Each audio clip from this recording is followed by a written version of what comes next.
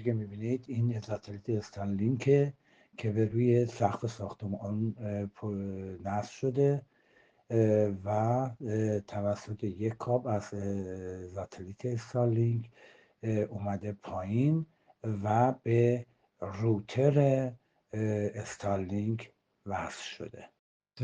چون فضای مساحت ساختمان زیاده، ما نیاز به فرشترکون داریم، یعنی تقویت کننده داریم که من از طریق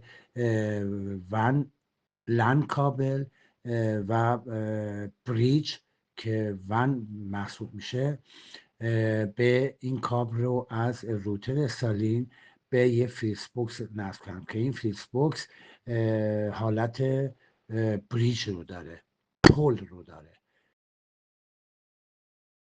سنترال سیف تو هوم الارم آنلاگ است که روی اینترنت بسیج انجام شده. از اینجا از این بریج یک کابل دیگه میاد و پایین برای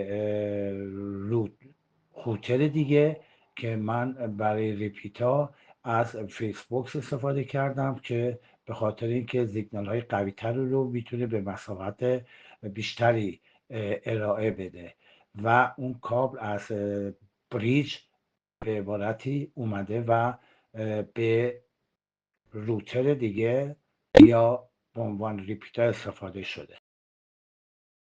و میرسیم به بخش دوربین های زولار آی پی کامرا که برقش از طریق این زولار نور خورشید و روز و روشنایی میگیره.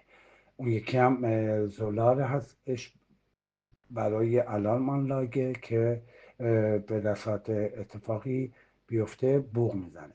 این دوربین دیگری هستش که اینا همچون گفتم از طریق زولار نور خورشید و نور روشنایی روز برق خودشون رو تغذیه میکنن.